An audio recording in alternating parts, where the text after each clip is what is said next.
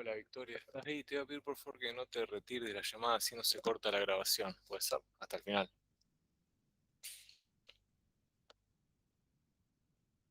Bueno, gracias.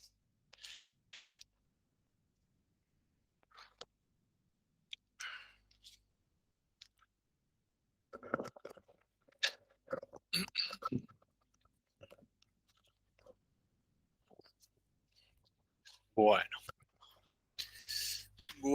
por acá, ¿qué pasó? Por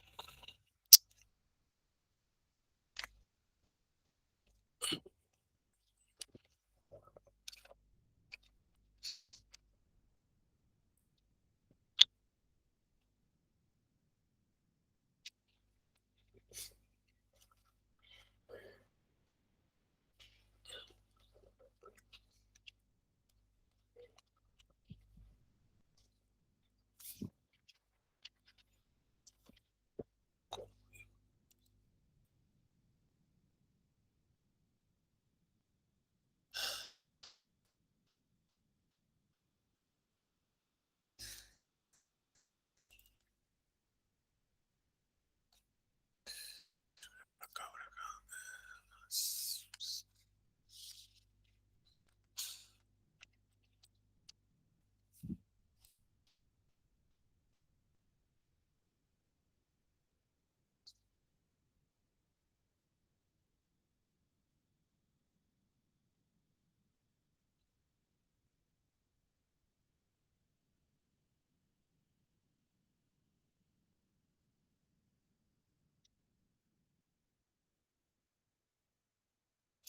Bueno, vamos a retomar para terminar. Vamos a estar bien. Por ahí les deba lo de que les comenté de las ecuaciones de las integrales múltiples. Les recomiendo que después le peguen una pequeña leidita, si no les voy a marcar en el libro, si lo tienen acá, qué sería lo que es nada más que la idea de cómo se generaliza el concepto de integrales escalar de una variable a funciones de dos variables. Pero no vamos a tomar problemas de resolución ni método de resolución, porque resolver una integral múltiple es lo mismo que resolver una integral de una función de una variable, solamente que dos veces en un mismo procedimiento. Así que no hay nada interesante en ese sentido. Lo que sí es interesante por la interpretación que discutíamos ayer.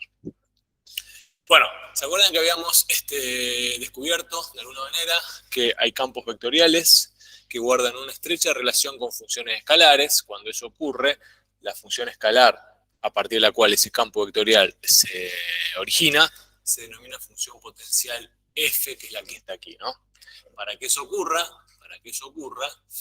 el campo vectorial que estamos analizando, si es un campo gradiente, tiene que cumplir, dijimos ayer, un requisito fundamental: que la derivada de P con respecto a I sea igual a la derivada de Q con respecto a X. Yo les dije ayer que ese era un requisito fundamental, pero hay otro tan o igual, tan o más importante que ese. Lo que vamos a discutir ahora es cuál es ese otro requisito, y van a ver que, si bien a priori parece un requisito fácil de apropiar la idea, no es tan sencillo cuando nos enfrentamos a un problema que pone en tensión ese conocimiento. Entonces, volvamos a la definición. Hasta acá no hay problema, un campo de gradientes es lo que dice la pantalla. La función f la vamos a llamar como función potencial y guarda una relación con la idea de campo gravitatorio que comentaba el compañero ayer. Tiene que ver con eso, tiene que ver con energía potencial. El nombre proviene un poco de la física. Ustedes saben que la energía potencial tiene una relación con ¿qué? Con el trabajo, exactamente. Entonces, el trabajo, si uno lo piensa, si lo pensamos ahora, si el trabajo se origina, se puede calcular como una integral de línea, esa integral, si es una integral, también equivale a un cambio total de algo, ¿no? Bueno, en este caso, ese cambio total sería el cambio total del trabajo.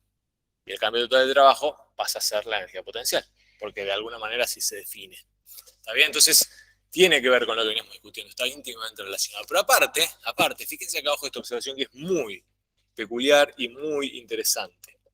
Podemos encontrar una analogía con las funciones escalares, claro, porque la función f sería una primitiva, ¿se dan cuenta? Del campo, igual es interesante por un lado, pero enrarece todo mucho más, porque decimos, una función escalar, un campo escalar de dos variables, vendría a ser una primitiva, un campo vectorial, ¿no? ¿Por qué? Y claro, porque la derivada entre comillas, entre todas las comillas que le quieran poner, ¿no? No olviden poner las comillas porque estamos hablando con cierta laxitud ahora terminológica, porque la derivada de f, que es el gradiente, o sea, la derivada, el gradiente de la función escalar, vendría a ser el campo vectorial. ¿Pero por qué las comillas? Claro, porque hay infinitas derivadas de un campo escalar. Entonces son una derivada muy particular la que condensa el gradiente, ¿no? ¿Está bien? ¿Se entiende? Pero si les sirve como idea fuerza que los organiza y les sistematiza el conocimiento, bienvenida sea. Si es una idea que les oscurece todo, deséchenla automáticamente. Porque la explicación última de esta relación no la vemos acá. Acá vemos solamente la puntita del iceberg de lo que está ocurriendo allí debajo. Pero bueno, sí, es una buena analogía. Porque cuando integramos, ¿no? Cuando integro esto, ¿qué recupero? Piénsenlo. Si yo integro el campo vectorial f, recupero la función escalar. Entre comillas, recupero mucho más que la función escalar. ¿Se acuerdan que recuperamos un montón de cosas? Denme en un punto, como decía Arquímedes, y moveré... Arquímedes era el de la palanca, y moveré la Tierra. Claro, si a ustedes le dan un dato inicial, van a recuperar una única función escalar, potencial, que está explicando el problema que estamos viendo, como vamos a discutir en un ratito.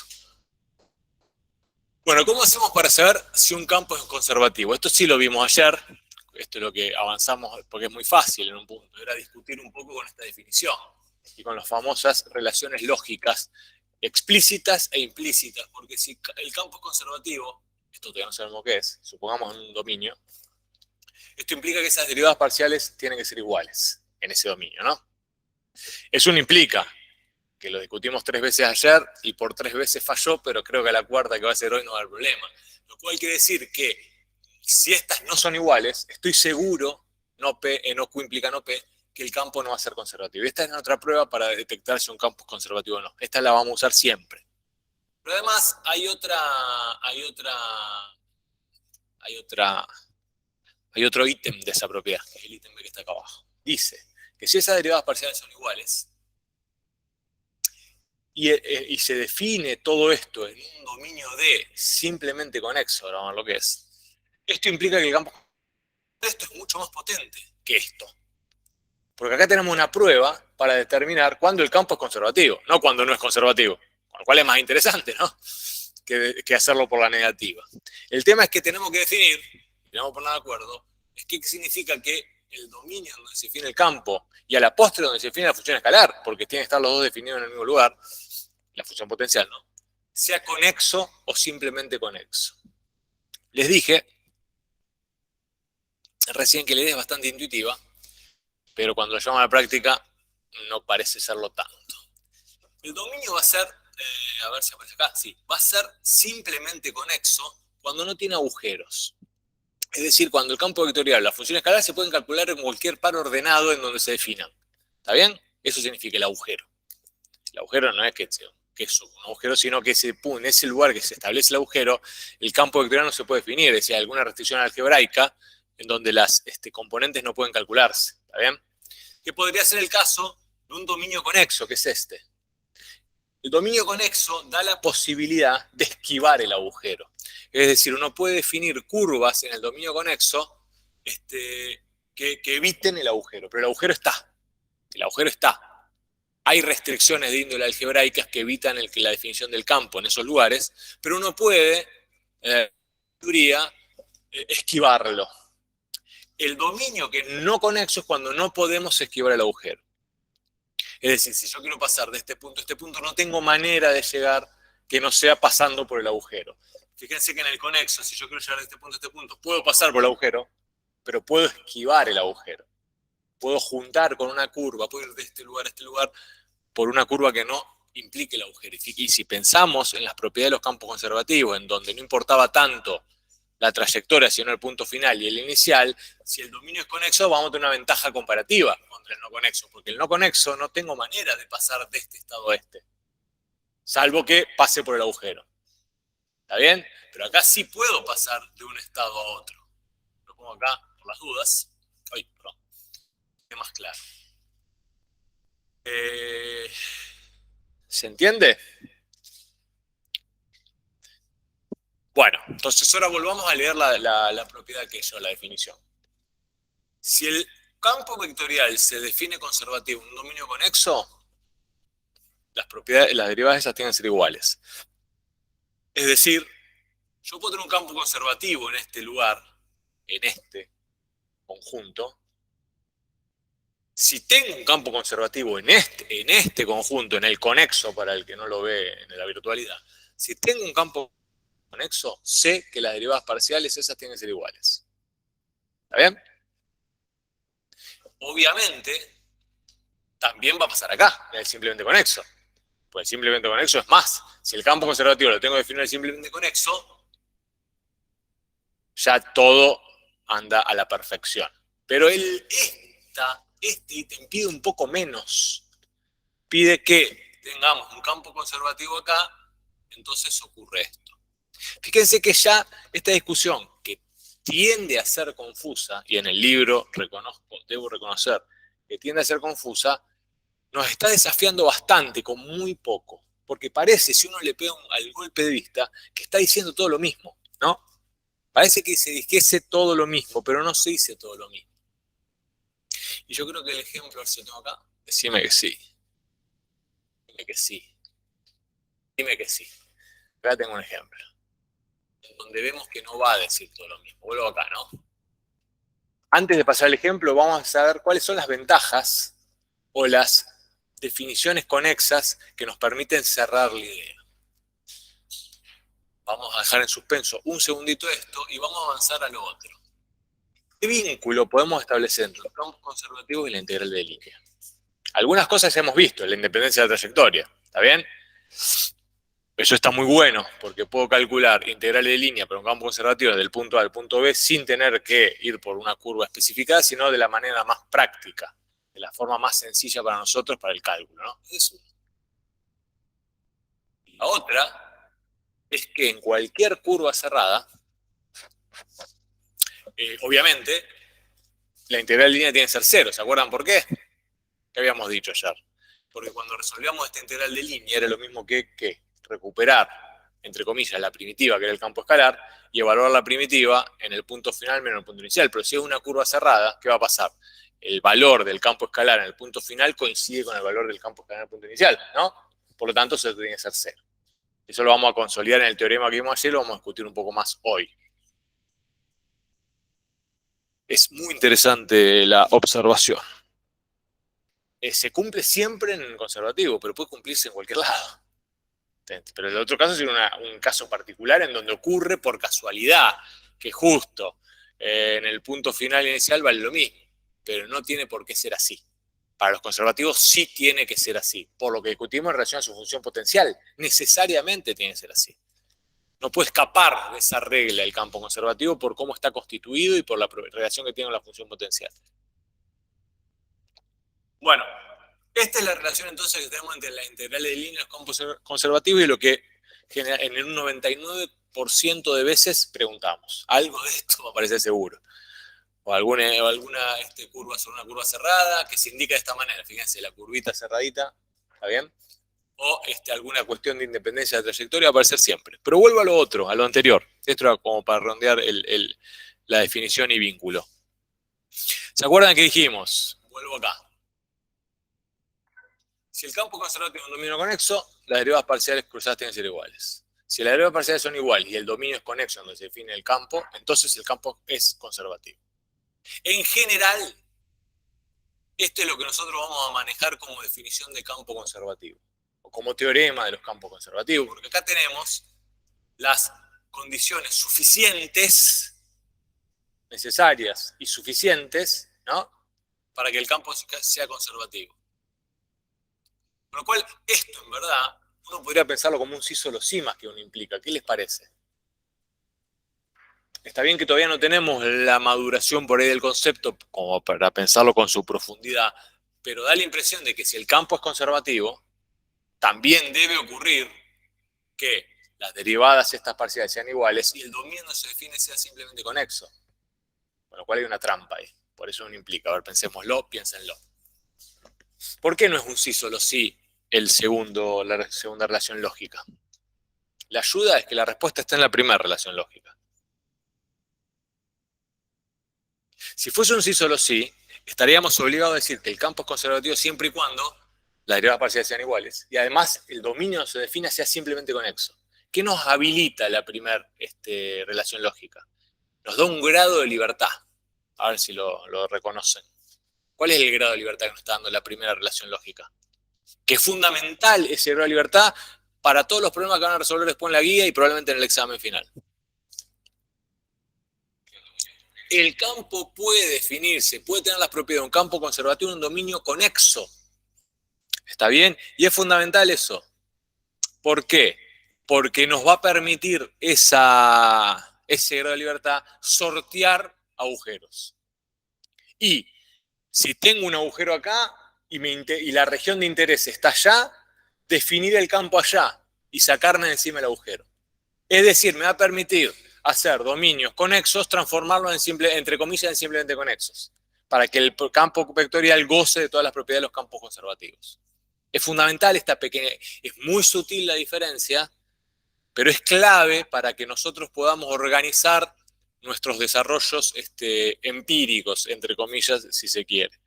Y van a ver en un rato, si llegamos, hay un problemita de eso en la guía que es bastante significativo. Antes de llegar a ese problemita en la guía, que es bastante significativo, debemos pasar este primer obstáculo fundamental, que es este problema de acá, que también está en la guía. En algún lado de la guía está, no sé si el 13 ha sufrido una nueva numeración. Bueno, es interesante el campo porque está vestido de una manera escalofriante, como habitualmente nos parece. Dado este campo vectorial, fíjense que está separado, está presentado en términos de su descomposición canónica, ¿no? Pues está por el versor I y por el versor J, lo cual está bien, porque hay una componente del versor I y una componente del versor J. La descomposición canónica de una función vectorial. No hay problema, en un principio hay que acomodarla ahora. Nos dicen que probemos que las derivadas parciales famosas son iguales. Si probamos eso, todavía no probamos nada, ¿no? Y esta es la tercera vez que lo decimos. Si probamos eso, no. Principio de oportunidad para que nuestro campo sea conservativo con todo lo interesante o lo jugoso que eso significa, porque si es conservativo tenemos un montón de cuestiones resueltas desde el punto de vista del cálculo. Bueno, probar que eso es eso, primero nos invita a que acomodemos el campo como lo tenemos habitualmente presente, y no que es esa manera, ¿no? El campo F que tenemos, en verdad, es ese, pero lo podemos escribir de una manera más interesante. Que ahora lo vamos a hacer en un segundo. Ese campo F lo podemos poner así, ¿no? F en XY, vamos a hacerlo como nos gusta, punto y coma, con sus componentes, escalares, campos escalares, va a ser menos Y, ¿no? Sobre X cuadrado más Y cuadrado, punto y coma, ¿no? Distribuyo el denominador, que es común a los dos, X sobre X cuadrado más Y cuadrado. Perfecto, ahí lo vemos perfecto, como siempre se aparece. Son equivalentes, notaciones perfectamente equivalentes. Es como sacar el término común como un escalar que va a multiplicar a las componentes porque es común a las dos. O sea que está bien. Cualquiera de las notaciones está bien. No hay problema en ese sentido. Bueno, esto sería nuestro componente campo escalar P y esta sería nuestra componente campo escalar Q, que como discutimos ayer, son las componentes en X y en Y de nuestro campo de fuerzas. ¿Está bien? Por eso están con el versor. Acá se ve lindo porque están multiplicando el versor y queda clara la descomposición en las componentes del campo de fuerza, según los ejes. Derivamos P con respecto a I. Cuando derivo P con respecto a I me va a quedar menos 1. Ah, tengo un I cuadrado acá, ¿no? Entonces es menos 1, derivo esta por X cuadrado más Y cuadrado, menos por menos es 1, más 2i cubo, ¿lo ven? No, más 2i cuadrado. 2i cuadrado. Más 2i cuadrado. Dividido x cuadrado más y cuadrado al cuadrado. Acomodo un poquito esto y me va a quedar el 2, este es menos, se me queda menos menos, menos menos es más, me queda y cuadrado menos x cuadrado, ¿no? X cuadrado más y cuadrado al cuadrado. Y cuadrado menos x cuadrado más y cuadrado al cuadrado. Ahora derivo q con respecto a x. Entonces va a quedar por x cuadrado más y cuadrado menos 2x cuadrado, ¿no? Está bien.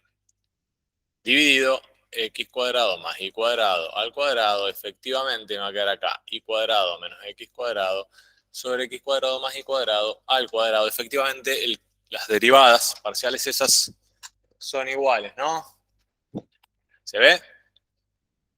¿Está claro? Ay, maldito mouse. Quiero que esto no se corte. Bien. Bueno.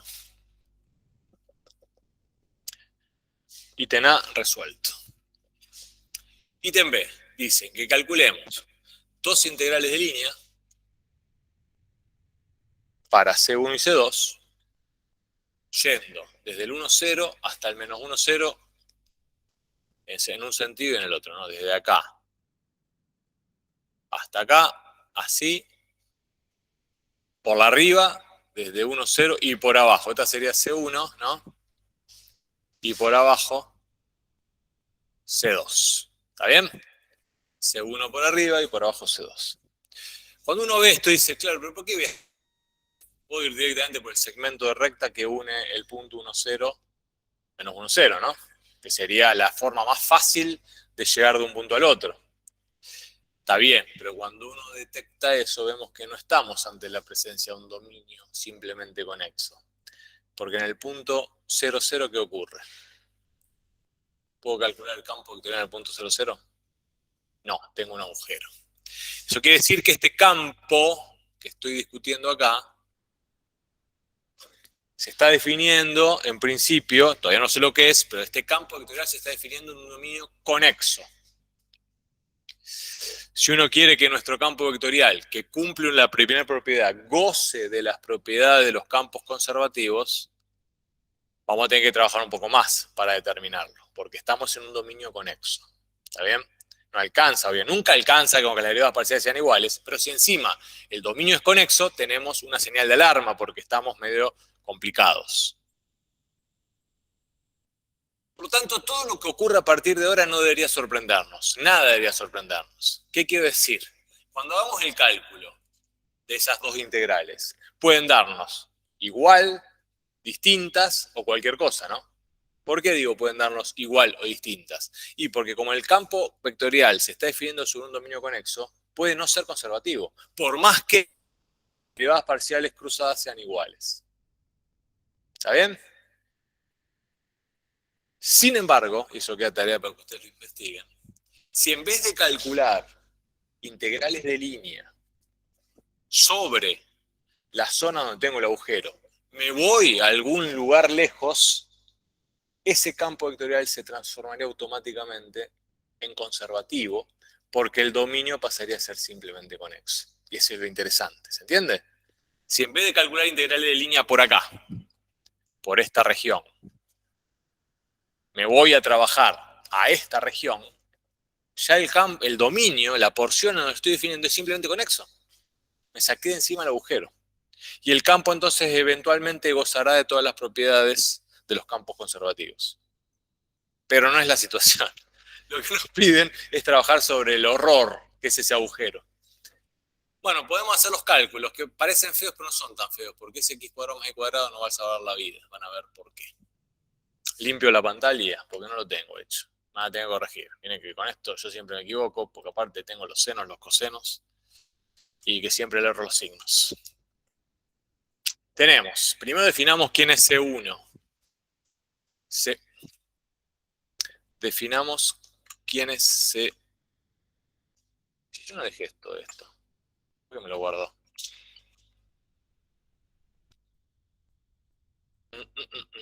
Sí, yo tengo que borrarlo esto. Bueno, vamos a borrarlo.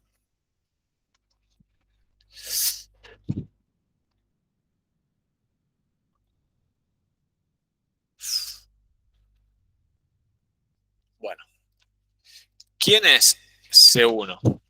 Repasemos. Es una semicircunferencia, ¿no? Que va de acá para acá, en sentido antihorario. Entonces, es X de T e Y de T. ¿Dónde arranca? En el punto 1, 0, ¿no? Bueno, eso no lo voy a agregar acá para no complicar la vida, sino que voy a jugar solamente con las famosas componentes trigonométricas, seno de t, coseno de t. El tema es que hay que ponerlas bien para que me dé en sentido antihorario. Si yo pongo seno de t, coseno de t, lo voy a agarrar, voy a tener que poner coseno de t, seno de t, de tal manera que el parámetro pueda moverse entre 0 y ¿qué? Y pi sobre y pi.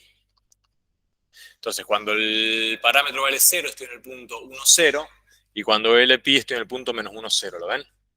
Bien, listo. Entonces acá tenemos nuestra primera función vectorial, r de t, coseno de t, punto y coma, seno de t. Cuando voy con C2, ¿qué voy a tener? Es al revés, con lo cual, en función de lo que ya vi recién, pongo seno de t, coseno de t y listo, ¿no? Y dejo el parámetro y parametrizo igual. No hay problema con el parámetro que sea igual. O sea, puede coincidir por más que estén describiendo funciones distintas. Ténganlo en cuenta eso, porque por eso se vuelven locos tratando de buscar un parámetro que se mueva en un lugar diferente, porque están hablando de curvas distintas, pero no tiene nada que ver eso. ¿Está bien? Las curvas van a ser distintas por las funciones vectoriales que las describan, no por el valor del parámetro. Entonces, ¿está bien esto? Cuando t vale 0, estoy en el punto. No, no está bien eso. Porque cuando t vale 0, puedo hacerlo distinto, ¿no? Puedo poner de menos pi a 0. De menos pi a 0 voy a poner. O de pi a 0. Porque si t vale 0, estoy en el punto 0. Estoy en el punto 0, 1, que no me sirve. ¿Se dan cuenta? Si t vale 0, ¿qué me queda? La coordenada de n que me queda 0. Porque seno de 0 es 0. Y yo creo que me quede menos 1. Para que me quede menos 1, tendría que poner ahí ¿qué?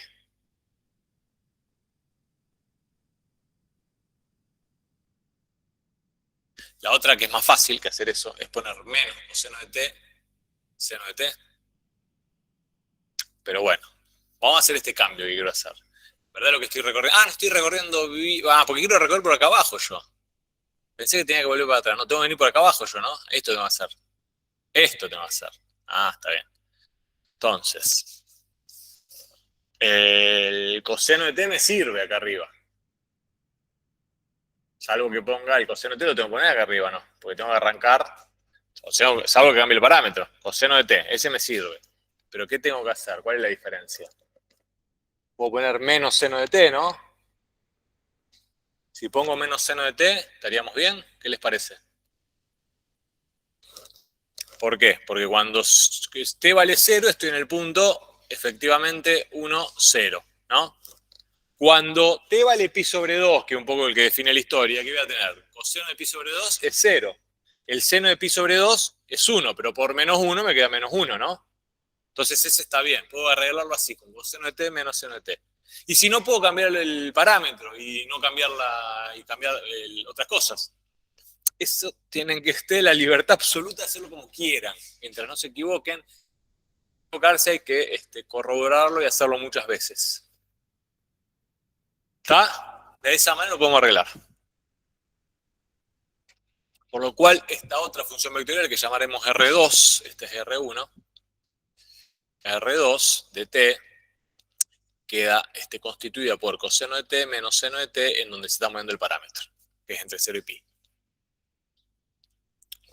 Bueno, ya que tengo acá las R, calculo ya las R' que voy a necesitar para el cálculo de interés de línea, ¿no? La R'1 de t, ¿a qué va a ser igual? Ayúdame con los signos, por favor. ¿Es menos seno de t coseno de t? ¿Es menos seno de t coseno de t? En la derivada del coseno, ¿cuál era? Bien, por eso, menos seno de t coseno de t. menos seno de t, coseno de t es la primera, y la segunda va a ser igual, la R 2' de t va a ser igual a coseno de t es seno de t, ¿no? Menos seno de t claro, es menos seno, perdón. Seno de t es coseno, pero por el menos me queda menos coseno, ¿no? O sea, menos seno de t menos coseno de t. Claramente, pues estamos hablando de distintas curvas. Bien, lo que voy a hacer ahora es componer el campo con R1 de t para poder calcular después la integral, porque la integral, esta línea que quiero calcular primero, esta, la integral sobre C1 de f diferencial R1, que llamo yo, va a ser igual a la integral entre 0 y pi de f compuesta con R1 de t, ¿no? Por R'1 de t diferencial t. ¿Está bien? Todavía parece feo, pero van a ver que el denominador clave que tenemos acá hace que todo se simplifique un montonazo. Ya imaginarán por qué. Cuando compongo la primera entre 0 y pi, me va a quedar, ¿dónde la tenía? La borré. La voy a poner acá. F era menos i sobre el denominador, punto y coma, y sobre el denominador, ¿no? El denominador no es 0, sino que no quiero anotarlo porque es muy largo. Una cosa más así. ¿Está bien? Era menos i sobre el denominador, x sobre el denominador. Claro, cuando veo menos i, ¿qué estoy viendo? Seno de t, ¿no? En la primera, ¿no? Cuando veo menos i estoy viendo menos. Pero cuando veo el denominador, ¿qué tengo que ver? Donde aparece x cuadrado aparece coseno cuadrado. Aparece, no, claro. El menos i es menos coseno, ¿no? Digo que estuve viendo el R'. ¿Se dan cuenta del error que cometí? Esto no. Acá cuando veo menos i, está bien, veo menos seno de t, porque i de t vale seno de t, ¿se ve? Bien, entonces vuelvo a lo mismo. Cuando veo menos i, veo menos seno de t.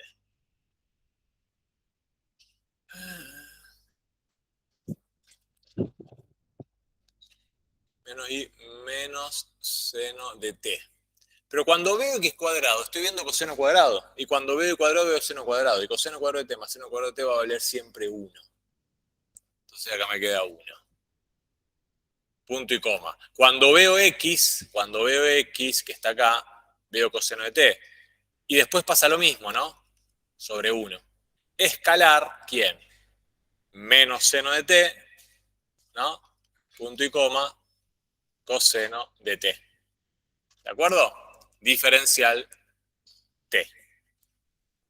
Si hice las cuentas bien, que ya no me acuerdo, me va a quedar menos seno cuadrado de t más coseno cuadrado de t, ¿no? Menos seno cuadrado de t más coseno cuadrado de t. O sea, la integral 0 y pi de coseno cuadrado de t menos seno cuadrado de t. ¿Está bien? Diferencial t. ¿Y esto aquí es igual? A menos 1, ¿no? ¿A menos 1? No. Sí, coseno menos seno.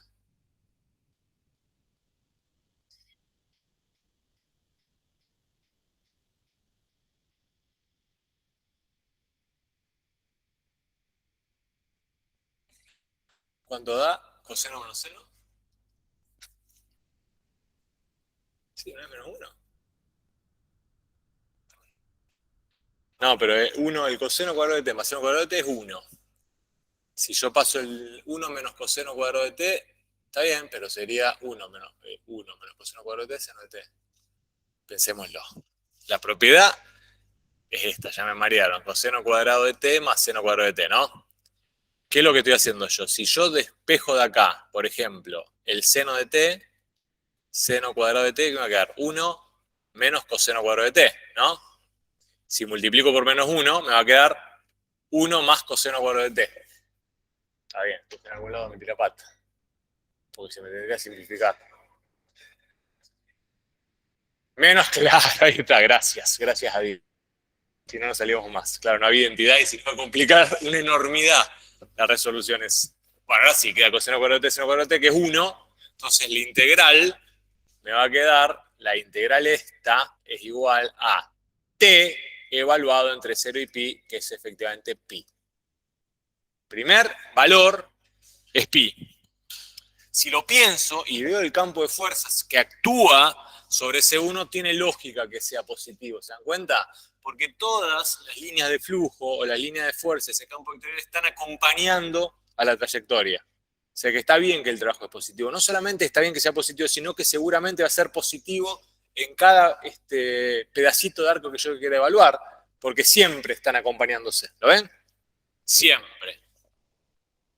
Recuerden que lo que acompaña, si bien uno pictóricamente o ilustrativamente lo hace de esta manera, lo que está ocurriendo es que cada vector tangente en cada punto tiene la misma sentido, dirección, sentido coherente con el campo de fuerzas. ¿Está bien? No es que porque en la curva tengo un sentido de recorrido, porque el producto vectorial, el producto escalar no lo hago entre el campo de fuerza y la curva, ¿no? Sino entre el campo de fuerza y los tangentes en cada punto. Pero obviamente, si la curva se mueve así, los tangentes tienen que moverse en un sentido coherente. Bien. Bueno, ahí da pi. Otro. Voy a tocar casi nada, voy a ir tachando sobre lo que tengo para no hacer lío. Porque es parecida a la cuenta. Entonces, cuando calculo sobre la segunda, tengo C2, acá va 2, mantengo 0 y pi, acá va 2, 2. Acá viene la diferencia. Porque el segundo, cuando compongo, la componente en i vale menos seno. Entonces acá aparece un más, ¿no? Y la componente en x sigue valiendo coseno. Pero cuando voy a las derivadas, me va a quedar menos menos, ¿no? Me queda menos acá. Menos menos. Menos menos. ¿Está bien? Esos son los cambios que hice. Entonces acá me va a quedar, sí, el menos 1 que anticipó y predijo el compañero, que habíamos visto antes, porque me va a quedar menos coseno de t, menos seno de t, ¿no? Acá sí me va a quedar menos coseno de t, menos seno de t, que es menos t, y el resultado efectivamente es menos pi. Entonces la pregunta anticipatoria que les hice, ¿nos debería llamar la atención? Y si supiésemos poco, sí, diríamos, nos metimos la pata en algún lugar, porque para nosotros el campo era conservativo, entre comillas, vaya por donde vaya, si voy del mismo punto de partida al mismo punto final, el resultado tendría que ser el mismo. Y no da el mismo. ¿Y por qué no da el mismo? Porque el dominio donde está inscripto ese campo vectorial es conexo. Por lo tanto, el campo no es conservativo. ¿Está bien? Por más que las derivadas parciales sean iguales, el campo no es conservativo. Y eso vuelve al principio de todo. Cuando digo que las derivadas parciales son iguales, no estoy diciendo nada en principio. Solamente si puedo demostrar que las derivadas parciales son distintas, ahí puedo decir que no es conservativo. Pero para demostrar por la positiva que un campo es conservativo, tengo que garantizar que las derivadas parciales sean iguales y que el dominio sea simplemente conexo. ¿Condiciones necesarias o suficientes esas para decir campo conservativo? Muy bien, suficientes. Lo estoy mareando a propósito, porque lo que decía ahí es otra vez, si fueran necesarias y suficientes, la segunda relación, derivadas parciales iguales, dominio simplemente conexo, con campo conservativo debería ser un sí solo sí. ¿Se acuerdan? Como eso no implica, son solamente condiciones suficientes para que el resultado ocurra. El resultado, la tesis, es la condición necesaria para la existencia, la suficiencia de las otras dos. ¿Está bien? Es un curso acelerado de lógica al final de Matemática 2 para terminar de redondear el asunto. Bien, entonces, la integral, ¿es independiente de la trayectoria? Esa integral que hemos calculado, ¿es independiente de la trayectoria? Y no, claramente. ¿Prende? Y no, claramente, porque el campo es no conservativo, porque el dominio sobre el que se define es solo conexo. Si quisiese que ese campo goce de las propiedades de conservatividad, entre comillas, me voy de ahí. ¿Está bien? ¿Será cierto eso? Tarea de ustedes es calcular esa misma integral de línea en una circunferencia que esté centrada en el punto 10,10, por ejemplo. Si me voy suficientemente lejos de la zona del conflicto. Esa debería, en principio, dar lo mismo. Queda de tarea. Bueno, volvamos. Volvamos aquí.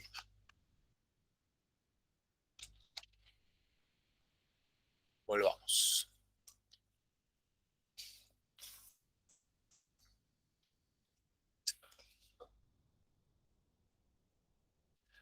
quede acá.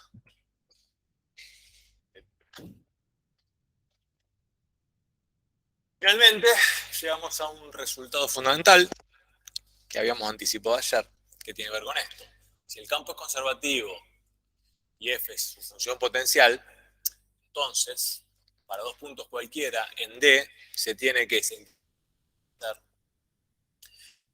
la función potencial evaluada en el punto final menos la función potencial evaluada en el punto inicial, ¿no? Cualquiera sea la curva regular a trozos que una el punto A y B. Y eso nos lleva a la siguiente observación, que es muy interesante también, porque eso se parece mucho a lo que nosotros habíamos discutido, conocido, definido como regla de Barrow en el contexto de las integrales de función de una variable, porque realmente es igual a la regla de Barrow, pero es igual, pero la relación entre el campo escalar y la función vectorial, si bien es análoga, tiene todos los matices que hemos discutido recién, ¿no? ¿Está bien? Es igual, si uno la ve morfológicamente lo mismo, pero la relación que hay entre G grande y G chica acá no es exactamente igual a la relación que hay entre F y F acá, ¿no? ¿Por qué? Y porque esta F de acá es una derivada especial, ¿no? De la función escalar esta, del campo escalar, pero no es la única derivada posible, ¿no? Hay infinitas derivadas asociadas a esa función escalar. Pero este resultado sí es interesante porque este resultado es único. De todas las primitivas f, cuando yo estoy calculando acá una integral definida, ¿no? Es una integral de línea pero definida. No estoy encontrando las primitivas de esta integral de línea. Generalmente no vamos a pedir que encuentren las primitivas porque no tiene sentido. Siempre vamos a estar calculando una integral de línea en una región acotada y definida, ¿está bien? Bueno, entonces este resultado es único. Este es el cambio total que ocurre acá. ¿Y qué es ese cambio total? Ese cambio total nos obliga a introducir, como habíamos visto ayer, el famoso teorema fundamental de las integrales de línea, que era este, que la integral de línea del campo de gradientes es igual a la función potencial evaluada en los extremos. La demostración es muy pava, en el sentido que acá compongo, ¿se acuerdan? Lo vimos ayer rápido. Cuando compongo el campo vectorial con la función vectorial sobre la cual estoy calculando, su trabajo, su integral de línea, me queda esta expresión, ¿no? Hasta acá no hay nada nuevo, acá desarrollé la fórmula de cálculo. Ahora, si uno acomoda esto y recordamos, esto de acá es la regla de la cadena que habíamos definido para campos vectoriales y escalares, ¿se acuerdan? Estamos de acuerdo, ¿no? Esto de acá, el gradiente de f evaluado en r de t, por R' de t, esto de acá es la regla de la cadena, que es lo que está acá. ¿Bien? ¿Qué es lo que hago para pasar de este acá a acá? Nada, solamente lo acomodo como composición, ¿está bien? No hago nada. Pero al acomodarlo como composición, fíjense qué interesante, ya todo esto de acá, queda en la variable t definido. Queda clara y explícitamente definido en la variable t. Y entonces se ha transformado toda esta expresión espantosa en una integral de una función de una variable en la variable t. Entonces todo lo que sabemos para funciones de una variable vale en este caso. Entonces si acá tengo el arco integral y acá tengo la derivada, tic, tic, se simplifican, entre comillas, ¿no? Porque una cosa es el opuesto de la otra siempre y cuando estemos calculando una definida, si no tendríamos problemas, pero es la constante de toda la historia. Pero como estoy calculando integral definida en la variable t, esto con esto se va. ¿Y qué significa que esto con esto se vaya? Nada, aplico Barrow. Eso significa que se vaya. ¿Está bien? Y al aplicar Barrow llegó al final. Entonces lo que tenemos acá, definición de primitiva, Barrow y demostrado el teorema. Generalmente, antes de la pandemia, pedíamos la demostración de este teorema, que era muy fácil porque había que repetir estas dos líneas y poner cada igual ese llamador. Obviamente no podemos tomar más esto porque no tiene sentido, pero lo importante es saberlo, ¿no? Y dominarlo. Bueno. ¿Y para qué es esto?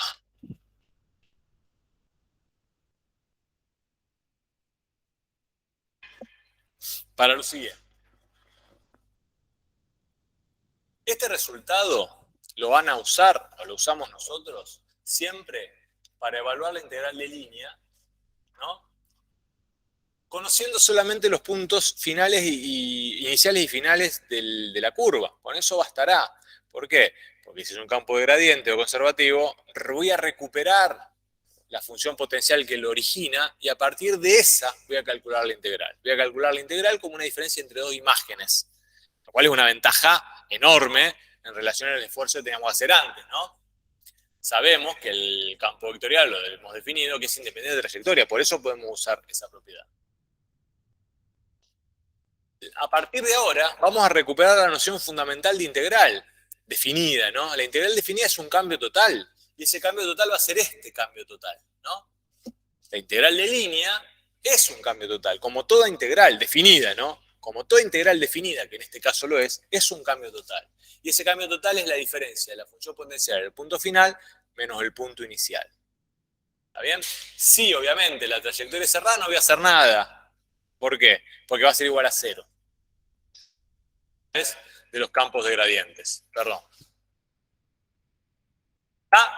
Bueno, lo que se sintetiza acá es un poco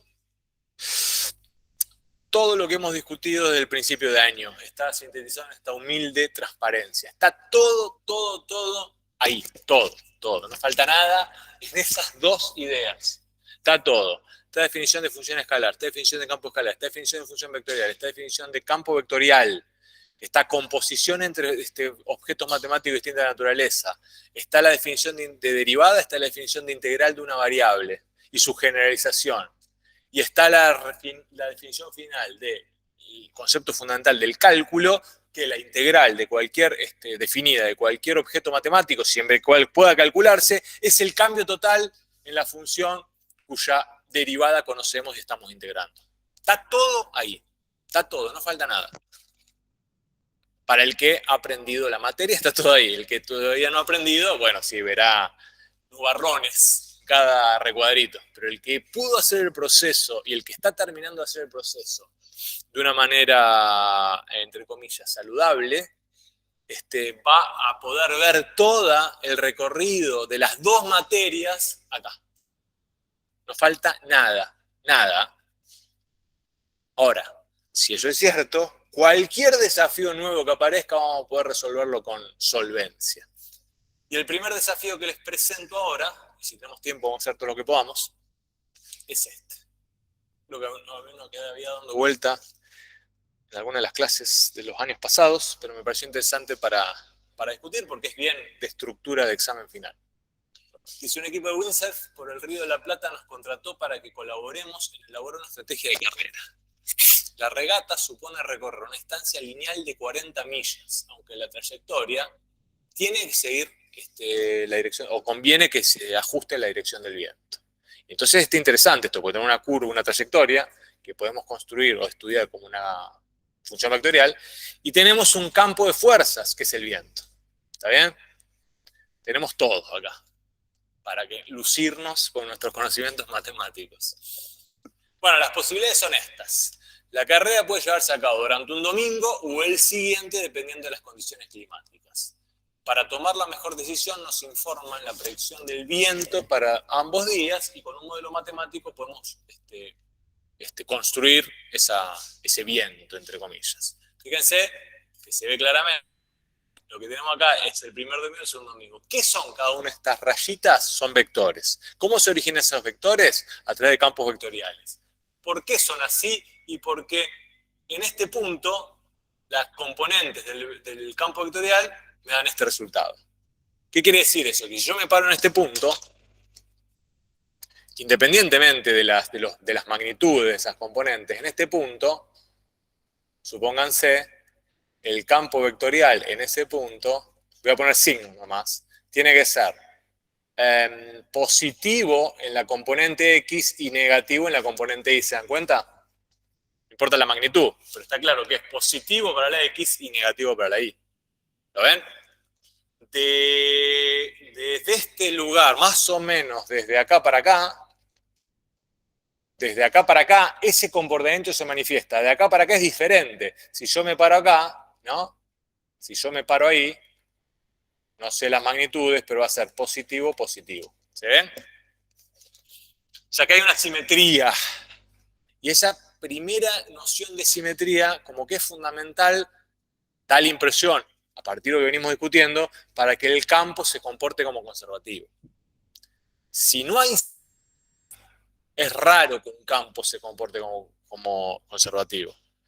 Porque si no hay simetría, da la impresión de que el resultado va a tener que depender de la trayectoria, ¿no? O sea que esa noción de simetría es importante para que haya conservatividad. No, es una conjetura, no estoy diciendo nada definitivo en ese sentido, pero está bueno que podamos empezar a detectar esas cosas. Y después veremos cómo repercute en nuestros cálculos. En el otro caso, fíjense que las componentes de los campos son las dos positivas siempre, ¿no? Siempre son positivas. Con lo cual uno ya se da cuenta de que hay un problema. Porque si siempre son positivas, si yo quiero calcular una trayectoria cerrada acá, por ejemplo, bueno, no digo nada todavía. Porque allá me tira para, va a ser, si yo la recorro así, fíjense, puede ser que sea cero, ¿no? Porque si yo vengo así, en todo este primer pedazo me muevo como el campo, pero en todo el otro pedazo por abajo me muevo en contra del campo, ¿no? Entonces por ahí la suma da cero. ¿Y en el otro qué pasa? Viste que la conjetura es engañosa, porque si yo me muevo así, ¿qué va a pasar acá? Acá, y acá también me muevo en contra, no es que nada. Los dos están pensados como para que no sea tan fácil la discusión. En los dos, si yo inscribo una trayectoria cerrada, podrían ser cero perfectamente las integrales de línea, a priori. Porque se van compensando los esfuerzos, los trabajos. Igual no me piden nada de eso todavía, sino que era un poco para indagar, explorar lo que teníamos. Bueno, en el primer campo, no me dicen. Uno de los dos tiene componentes 1, 2. Y el otro tiene componentes 1 menos 2, 1 punto y coma, 2 menos x. ¿Cuál le parece que es uno y cuál le parece que es el otro? Esa sí es fácil. Claro, el segundo es f, porque para cualquier par ordenado las componentes son siempre las mismas, que es 1, 2. En general, cuando uno usa un graficador para los campos vectoriales, nos dan las imágenes normalizadas. O sea, que parece que todas las imágenes fueran iguales. Y no es así. Bueno, acá no están normalizadas, acá están bien. ¿Por qué? ¿Por qué digo que están bien? Porque acá siempre va a ser uno para acá, ¿lo ven? Uno para acá, dos para arriba, en cualquier caso. Pero acá no va a ser siempre igual, porque va a depender de x. La componente en x, perdón, sí, la componente en x va a ser siempre 1, que está más o menos normal, está bien, siempre 1, ¿se dan cuenta? Que siempre tengo un desplazamiento igual en el sentido de la componente en x, pero en la componente en y depende de x. O sea que mientras más grande sea x, más grande en el sentido negativo va a ser. ¿Se dan cuenta? O sea, están bien las componentes y no están normalizados, son imágenes reales del campo vectorial. Si uno por ahí grafica en otro solver, por ahí el GeoGebra, alguno que tiene alguna opción para hacerlo, por ahí en vez de darme estos más grandes, que está bien, en vez de darme estos más grandes, los da todo con el mismo módulo. Lo cual está bueno, pero es engañoso, porque no es que sea así. Sí. Sí.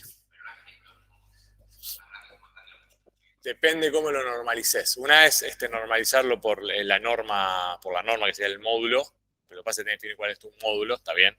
Pero otra es que todos tengan módulo 1. Depende de la normalización que hagas. Pero igual, eso es un problema de los graficadores que no viene al caso para nosotros, porque nosotros no vamos a evaluar eso, sino vamos a ver que esto tenga sentido. O sea, que este es el campo G y este es el campo F. ¿Está bien?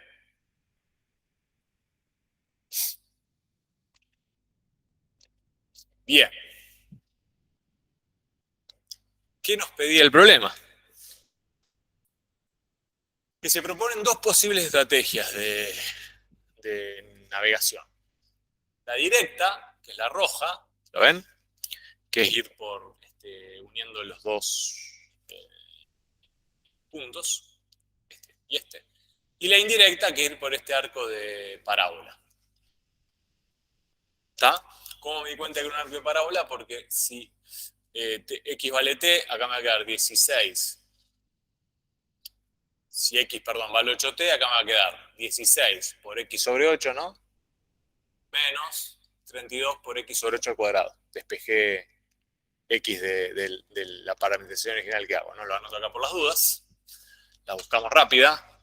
Si yo busco las paramétricas de cada una de estas curvas, tengo la c directa, x digo que es, por ejemplo, t, entonces, y para que me quede más prolijo, voy a decir que x es 8t, ¿está bien? Es igual a 0, ¿de acuerdo? Para que me quede más prolijo también, puedo decir que x es 8t, ¿está bien? E y es igual a 16t menos 32t cuadrado. ¿Está bien? Está bien lo que estoy diciendo, pero para buscar la cartesiana que me permite calcular esa parábola, tengo que componer, entre comillas, x con y. Entonces, lo que hice yo antes, de acá saco que x sobre 8 es igual a t, entonces y va a ser igual a 16 por x sobre 8, que es lo mismo que decir 2 por x, ¿no? Menos 32, perdón, sobre x menos 8 al cuadrado, que es 64, o sea que me queda directamente x cuadrado sobre 2. Por lo tanto, tengo un 0 en 0, y el otro 0 tendría que tenerlo, si mal no veo, ¿en dónde? 2. Sí, en 2. El cuadrado es 4, 4 y 2 es 2. No, en 2 no. Bueno, he buscado, no tengo ganas, pero no importa tanto, después va a aparecer. Pero está bien, se entiende cómo encuentro la forma cartesiana, porque lo van a tener que hacer a esto, porque si no, ¿cómo van a dibujar la curva esa? Con la paramétrica, una parábola, no es tan fácil la partida paramétrica. Lo ideal es encontrar la forma cartesiana, siempre. Bueno.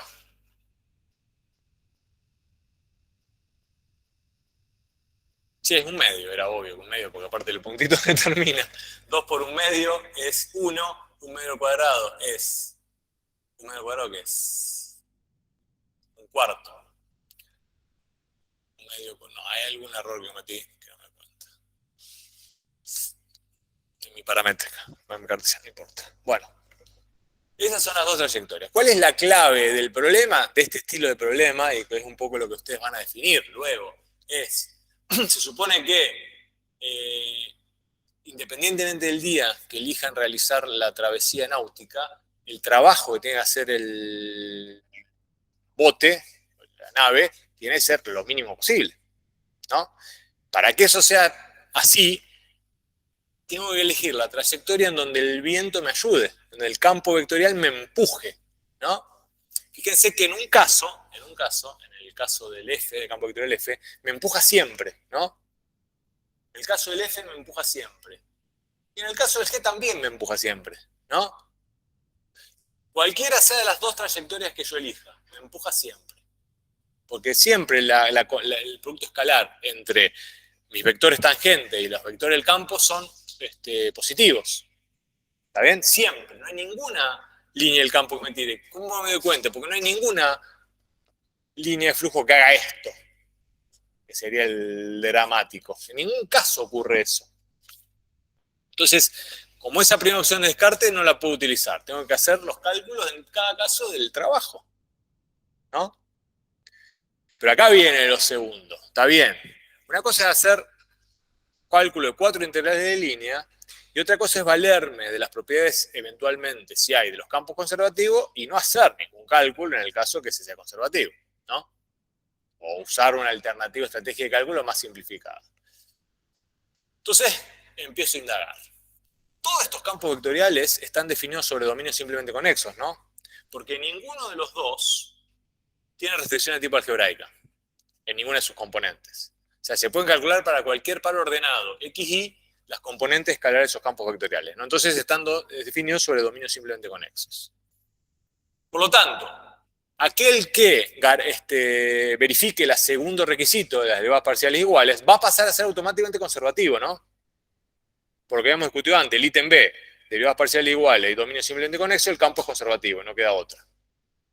Hay uno que va a ser conservativo, y ya lo veo de acá porque lo vimos ayer varias veces, el F. Porque si yo derivo 1 con respecto a y me da 0, y si yo derivo 2 con respecto a x me da 0. Derivadas parciales iguales. Cuando voy a discutir lo mismo con G, me parece que no pasa lo mismo, porque la derivada de este, con respecto a Y, efectivamente da 0, pero si yo derivo Q con respecto a X, me da -1. No es conservativo. Y entonces el que parecía ser conservativo, tramposamente inducido por mí, no pasa a ser conservativo. El que es conservativo es aquel otro. ¿Está bien? En donde no hay una idea de simetría. O sea, la conjetura inicial que yo planteé en verdad no sirve para mucho. Porque la idea de simetría es mucho más escurridiza de la que nosotros nos imaginamos gráficamente. Hay una idea de simetría, pero no se ve tajantemente o gráficamente cuando uno analiza el mapa de fuerzas o el campo vectorial y su representación. ¿Está bien? La simetría pasa por otro lado, no pasa por ahí.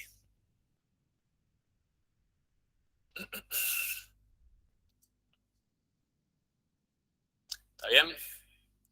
Bueno, entonces vamos a los cálculos. Trabajo del F, que es el que me interesa. Si hago la trayectoria directa, fíjense qué es lo que tengo que hacer. Tengo que componer F, que tiene componentes 1 y 2, en esto, en 8T y 0. ¿Cómo compongo eso?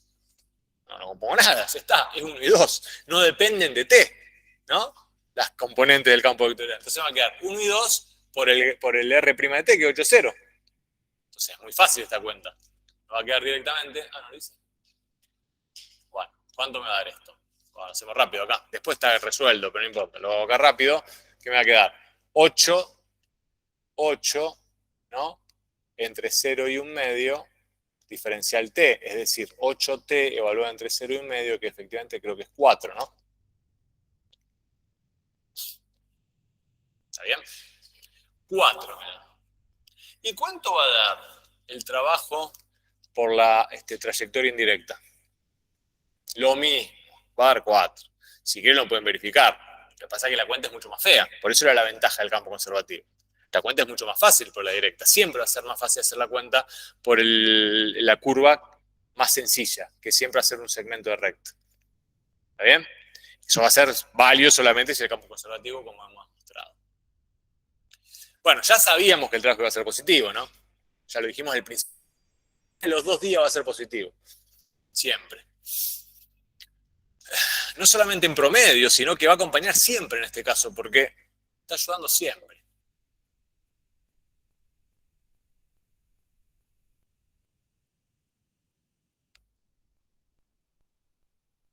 Sí, no sé si en el otro caso va a ser positivo, estoy pensando, porque miren acá. O sea, no estoy tan seguro viendo el gráfico. Acá si yo trazo el tangente, está bien, sigue siendo un ángulo menor de 90 grados, que es la clave para que el producto escalar sea positivo. Pero si yo trazo la tangente acá, ¿no? Y ya empieza a estar como al límite, ¿no? Y si sigo bajando, ya parece que el viento no acompaña tanto. ¿Se dan cuenta? Entonces, otra de las conjeturas iniciales que hice estaba medio fuera de eje, fuera de ojo, lo vi muy rápido. Da la impresión de que acá no estoy seguro, de hecho estoy casi seguro ahora en mi nueva conjetura, de que a partir de un punto, si voy por la rosa, el campo me va a jugar en contra. El viento no me va a ayudar. Pero ¿tiene sentido lo que estoy diciendo? Perfectamente. ¿Y eso va a cambiar el resultado final? No lo va a cambiar. Pero lo que estoy seguro es que voy a tener un trabajo positivo hasta cierto punto y después va a ser negativo. Lo cual va a ser muy grande el positivo del primer pedazo para que después le vaya restando y al final me quede 4. ¿No? Eso sí. O sea que da la impresión de que hasta un punto acá voy a venir espectacular. Acá va a volar mi barco hasta acá. Hasta acá va a volar. Porque el trabajo va a tener que ser mucho mayor que 4. De tal manera de que lo que le reste acá, tiene que ser mucho menor que 4 para que se compense y el resultado final sea 4.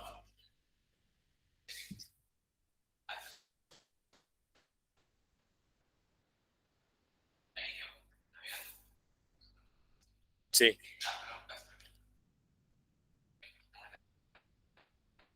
sí, sí.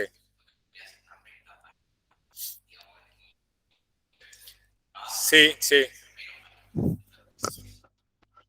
Sí, sí, sí, no está bien, pero si el problema cambiara y si en vez de querer ir hasta el punto este, hasta el punto ahí, quiero venir hasta este punto, hasta acá, o sea, vos tenés que calcular este trabajo.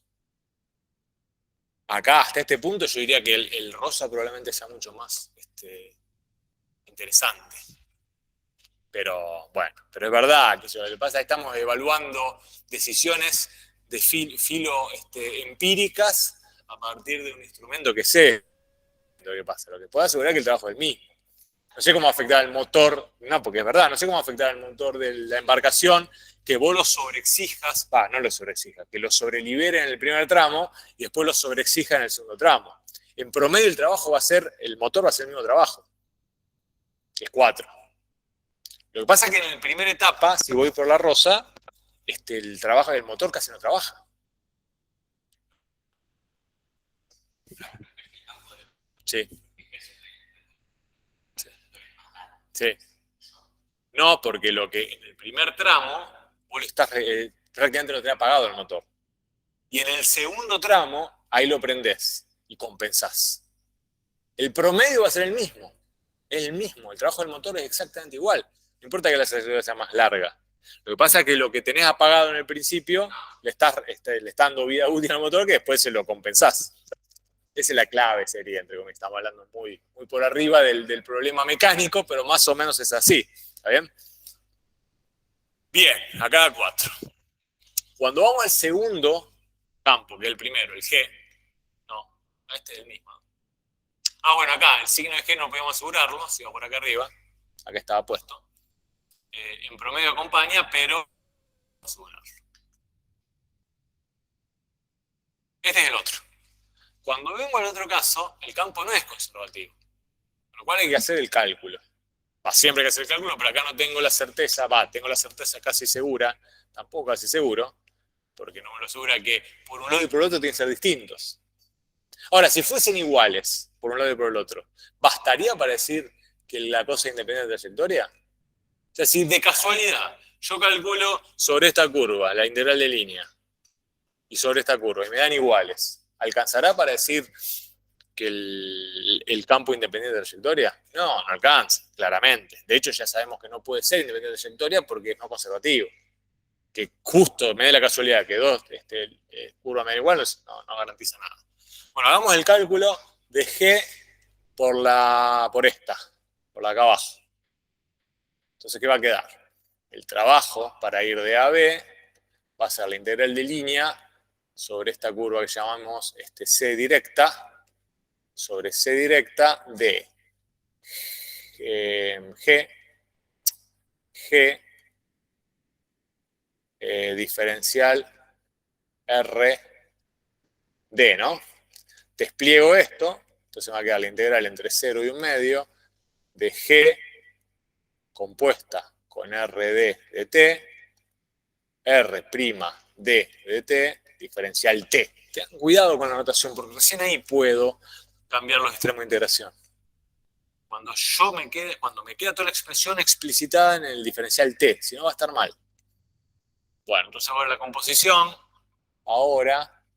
y la composición me va a quedar igual a G en RT. El primero no cambia porque G era 1, o sea, me va a quedar 1 acá, pero después voy a tener 2 y cuando veo X tengo que ver 8T, ¿no? Entonces me queda 2 menos 8T. Escalar R'. Está bien, R', que va a ser 8, 0, ¿no? 8, 0. Bueno, acá me da lo mismo, me da 4, ¿no? Porque me queda 8T entre 0 y 1/2, que es 4. Casualmente me da lo mismo. No significa nada, pero me da lo mismo. O sea que si fuesen por la trayectoria directa, pueden navegar cualquiera de los 2 días, sería un poco la recomendación que le daríamos a los competidores. ¿Está? Ahora, si fuesen por la indirecta, cuando calculo sobre la indirecta, acá, WAB sobre la indirecta, integral entre 0 y 1/2 de G en R indirecto, me queda igual, me queda 1, acá me queda igual, ¿no? Menos 2 menos 8T, que es G compuesta ahora con esta, pero como... Ah, no, claro, como I vale 0 me queda igual, pero el que queda diferente es R' de t. Porque R' de t va a quedar 8, va a quedar 8, punto y coma, 16 menos 64t, ¿no? ¿Está bien? Derivé R', RI digo. 16, 8, que es la derivada de x de t, x' de t, y me queda 16 menos 64t, diferencial t. Bueno, esta cuenta es más fea, pero ya se puede resolver, igual está resuelta en algún lado. Voy a la resolución. No, acá está. Bueno, no, esta es la discusión que ya teníamos. Quiero la cuentita esta. No le dice en ningún lado. Bueno, 1,3. Creo que hemos llegado. Pueden hacer esa cuenta. Me va a quedar. Qué horrible esta cuenta. A ver, después. Lo que tengo que hacer, me va a quedar 8, pero acá tengo que hacer este producto feo. 2 menos 8t por todo esto. Feo, una cosa manejable. Tampoco va a quedar una cosa al cuadrado, ¿no? Hago un t al cuadrado que después hago la cuentita. Que sí, me parece que tengo el resultado de esa cuentita. Tampoco tengo el resultado de esa cuentita. Allá abajo me parece que está. Ahí se ve, no sé cuánto dice que es. 17 y pico es más o menos. Se ve que hay 17 y pico, a ver si lo puedo hacer, que lo vamos a hacer así. Acá se va a ver. Sí, 17,3. No queda tan fea la cuenta, pero bueno, hay que trabajar un poquito. Es una integral, pavota, digo, directa, pero queda un término, un polinomio de grado 2 para integrar. 17,3. Bueno, vamos a las conclusiones del caso y avanzamos con otro ejemplito. No nos sorprende ese 16,3. Ahora, si hubiese dado igual, insisto, si hubiese dado 4 también acá, no podríamos con ese resultado decir que el campo independe de la trayectoria. Creo que es la pregunta del final, o la observación del final. El campo del primero es conservativo. Podríamos haber encontrado la función potencial. Si quieren lo hacemos para redondear esa idea. ¿Se acuerdan cómo le encontraron la función potencial? Acá está puesto. Si el campo es conservativo y tiene una función escalar f tal que este f coincide con estas parciales, ¿no? Con estas derivas parciales, ¿no? Entonces, la deriva parcial de f con respecto a x es 1. Integro esto, y ¿qué voy a encontrar? X más c de i. ¿Se acuerdan? ¿Estamos de acuerdo con esto? Si no, lo hago más lento, pero me parece que ayer lo hicimos bastante. ¿Alguna duda? Avanzo. Entonces, ¿qué es lo que yo hacía después? Que acá no está puesto. Lo que yo hacía después es lo siguiente. Que acá no me gusta cómo se hace. Bueno, acá lo hacen de la manera que a mí no me gusta. Yo lo hago lo siguiente. ¿Se acuerdan que hacíamos? Porque acá, ¿saben lo que? Este es el otro método que a mí no me gusta demasiado, pero bueno, vale también. ¿Qué es lo que propone este método? Encuentra el campo escalar con la constante moviéndose con i. De la segunda componente, encuentra el campo escalar con la constante moviéndose con x. ¿Y qué es lo que hace después? La suma. ¿Está bien? La suma dice lo siguiente, que esto va a ser x más 2 y más una constante. ¿Qué es lo que no me gusta a mí? A ver si dan cuenta, si me conocen. A ver cuánto me conocen, y acá terminamos con la última clase aparte. Es casi no una infidencia, sino una curiosidad. ¿Qué es lo que no me gusta de acá? De este método.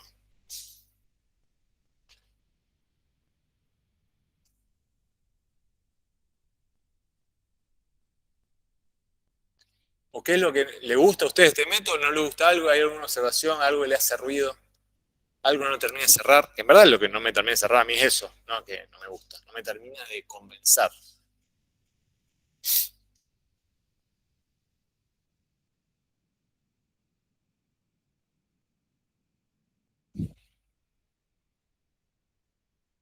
Y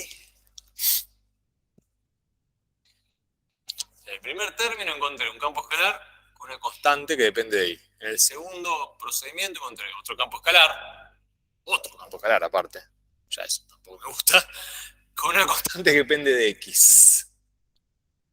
Y después lo que propone este método es sumar los dos y juntar todo lo que sobra en una constante. A mí no me gusta, ahora que lo veo cada vez me gusta menos, pero bueno, pueden hacerlo como quieran ustedes. ¿Por qué no me gusta? Porque termina siendo raro el procedimiento, porque acá encuentro un campo escalar, ¿no? Acá encuentro otro campo escalar.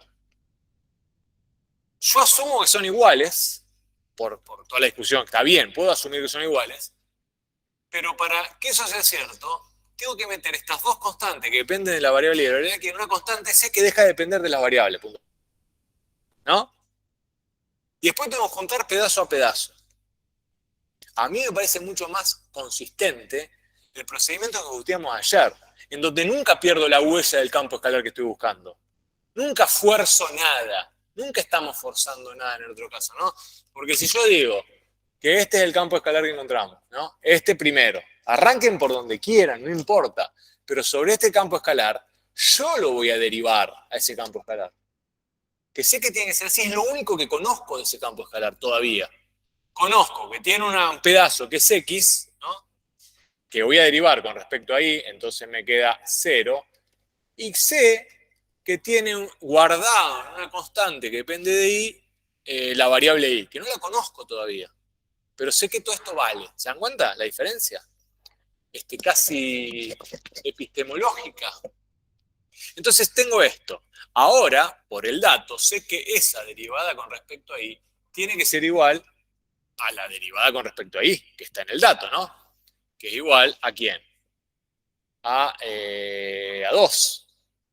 Esto quiere decir que si integro ahora con respecto a Y, sé que la constante que estoy buscando, ¿no?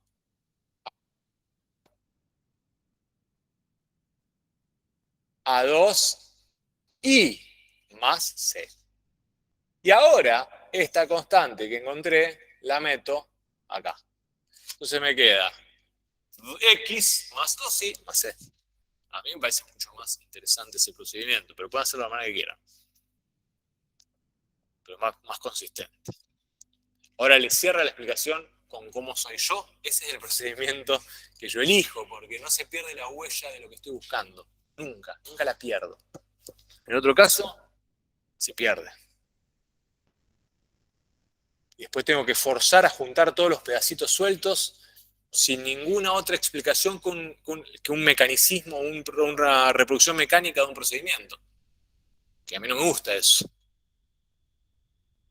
Bueno, pero está bien los dos. No sean drama, no tienen que ir tanto a las profundidades de la génesis, de los conocimientos, de las técnicas de resolución para poder resolverlo, sino que elijan lo que les resulte más práctico. Sí.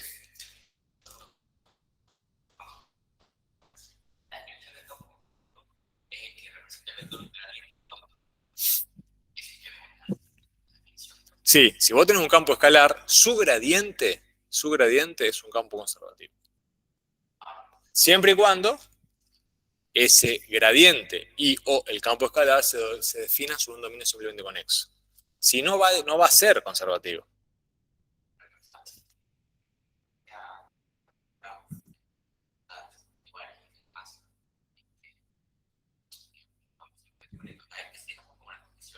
No, bueno, lo que pasa es que es verdad eso. Si tu campo escalar, si el gradiente de tu campo escalar no satisface que sus derivadas parciales cruzadas sean iguales, no va a funcionar. Lo que me parece que vos querés decir es esto, a ver si estamos de acuerdo.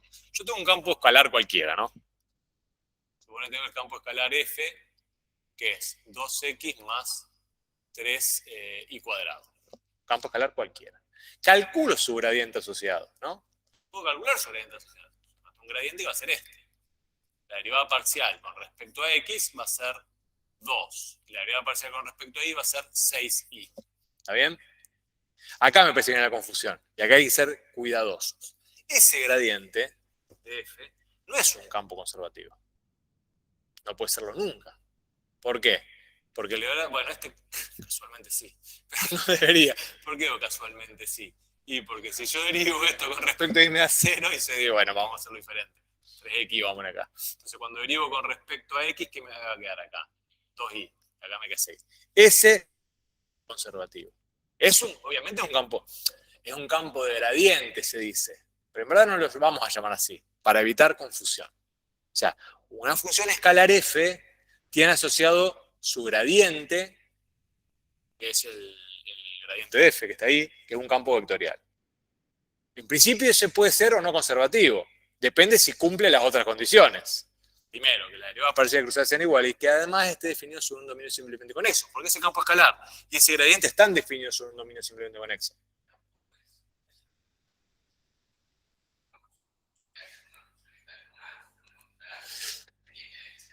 Exactamente. Todo campo vectorial podés asignarle o asociarle una función potencial. Bueno, eso también es interesante. Y desde el punto de vista práctico, a pensar, escapa a los límites de la asignatura, la observación que estás haciendo. Porque es verdad que si uno tiene un campo vectorial, cualquiera, puedo asumir que sus componentes son derivadas parciales de alguna función potencial, pero ahí estás asumiendo demasiado. Porque vos estás asumiendo que ese campo es conservativo. ¿Te das cuenta? Y ahí viene la clave. Si yo ahora, vamos a hacerlo al revés. Tengo el campo vectorial este. F. Uy. F. Tengo el campo vectorial F. 2X. 3X. ¿Está bien? 2X, 3X. Vos podés pensar, bueno, las componentes 2X, 3X, aparte de ser las componentes escalares de este campo vectorial, son derivadas parciales de una función cualquiera escalar. Y a partir de ahí vas a reconstruir tu función potencial. Bueno, hay un error ahí. Porque en principio, y son los límites de la materia, no vamos a entrar en esa discusión, esa búsqueda, esa huella, esa relación con la función potencial solamente tiene sentido si el campo es conservativo o es un campo de gradiente. Y este no es un campo de gradientes. Por lo tanto, no va a tener una función potencial asociada. ¿Está bien? No la va a tener, por lo menos, de cara al examen final de nuestra materia. Todo lo otro queda por fuera de lo que nosotros podemos discutir. En principio no va a tenerla, pero la discusión es más larga. O sea, que hay que dar como más cosas para poder cerrar bien la discusión. Vamos a aceptar hoy que ese campo vectorial no tiene asociado una función potencial. ¿Por qué? Porque no es un campo de gradientes. Y para nosotros solamente el campo de gradiente o campo conservativo va a tener una función potencial que le da sentido. Y ahí termina la historia. ¿Tá? Aceptemos ese límite. Bien. Vamos a otro problemita típico. Son los que me gusta tomar a mí. Cuando me dejaban, ahora no me dejan tanto. Este era el problema que yo tomaba. Alguna variante de este. No, cada tanto aparece igual. Dice, un objeto se desplaza a lo largo de esta curva, C, ¿sí? Que muestra en la figura, línea continua desde A hasta B, por acción de un campo de fuerzas F. Las intensidades de los vectores en el campo de fuerza F se miden en Newton según la escala de los ejes. ¿Por qué digo que me gusta tomar estas cosas? Porque los exámenes tienen que hacerse sin calculadora. Si se hacen con calculadora, los exámenes ya dejan de tener sentido. Lo que nosotros estamos hablando, claro, no sirve la calculadora para esto. La calculadora se usa en otro contexto, para otras cosas, no para evaluar desde una mirada teórico-práctica un objeto, unos conceptos matemáticos. ¿Qué me va a resolver la calculadora? No tiene que resolver nada la calculadora. Tengo que poder resolverlo todo en términos de lo que conozco del objeto y la relación que guarda con lo que estoy evaluando. ¿Qué tiene que ver? Me interesa más que ustedes sepan que el signo de una cuenta tiene que ser positivo, que la hagan. Si la hacen ya deja de tener sentido, porque ya saben que el signo es positivo, si lo hicieron bien, ¿no? Entonces, lo interesante es que ustedes puedan definir todo. Nos preguntamos sin el uso de la calculadora. Ténganlo en cuenta. Cuando tengan que usar la calculadora en el examen final es porque le están errando en algo. Si están haciendo las cosas bien, no van a tener que usar la calculadora nunca. Tengan que es un buen síntoma que están yendo por el buen camino. Bueno, vamos acá. Considerando la situación presentada, indicar si las siguientes afirmaciones son verdaderas o falsas, justificando las respuestas. Punto número 1. El trabajo realizado por el campo F al mover el objeto a lo largo de la curva C es siempre positivo. ¿Qué les parece? Bien, ¿por qué? Bien, por ejemplo, este punto y este punto. En este punto hay un problema igual. ¿Cuál es el problema de este punto? ¿Qué pasa en este punto? En general, ¿qué pasa en los extremos siempre? Acá hay una licencia poética, pero en los extremos de las curvas regulares los puntos inicial y final de la curva regular, si el campo de fuerza está accionando, un problema ahí en principio. ¿Cuál es? Son puntos angulosos. Y acá podría tener también eventualmente un punto anguloso, ¿no? Habría que analizarlo. De todas maneras, no pide eso el problema, pero digo, ténganlo en cuenta en otro contexto diferente. Lo que ustedes tienen que ver es que acá este vector y el desplazamiento, si considero dos unidades, por ejemplo, como desplazamiento homogéneo, entonces voy a tener mi norma en la partición va a ser este arquito, que es un segmento, este segmento, este segmento, este segmento, este segmento, este segmento. Esa es mi norma de la partición. ¿Se dan cuenta? Puedo definir una norma sin tener la función vectorial, perfectamente. Entonces, cuando hacen este producto escalar entre esto y esto positivo, esto y esto positivo, lo pueden calcular inclusive, de hecho lo podemos después calcular. Positivo, positivo, positivo, negativo, negativo, negativo. ¿Está? Entonces, es falso. Siguiente pregunta. El trabajo que realiza F sobre el objeto a lo largo de la curva es aproximadamente 6 newton por metro. Y hay una ayudita.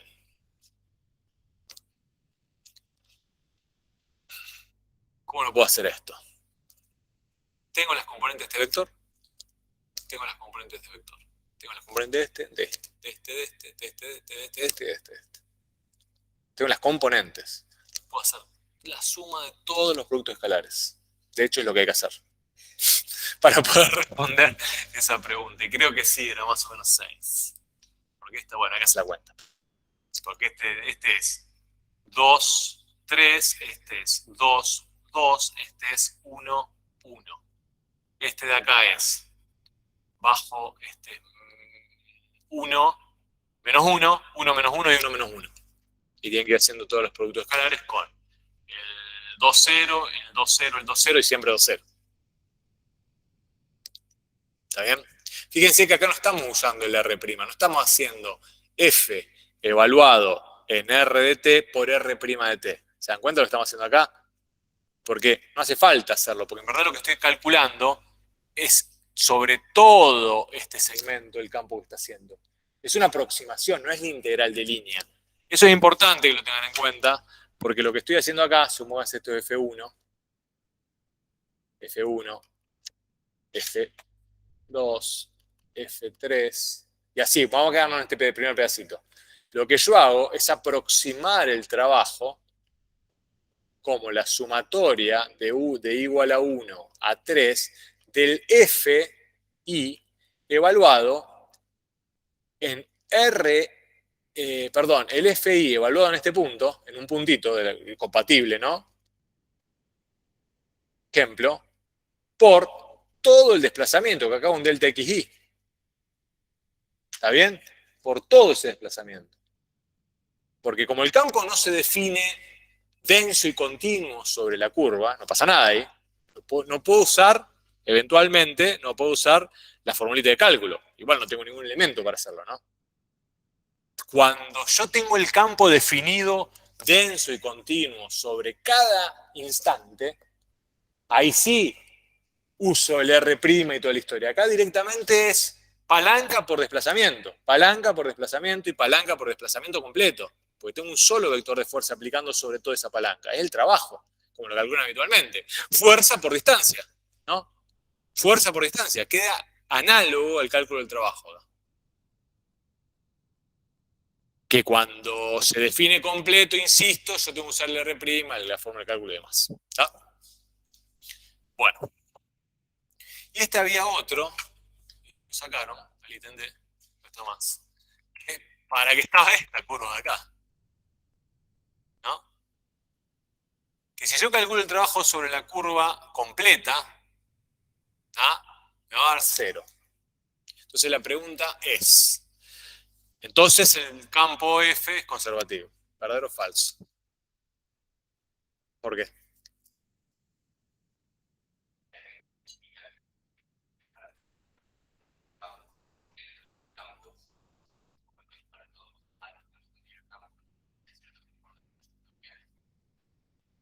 Lo vas a tener que demostrar, porque no conocés la ley del campo.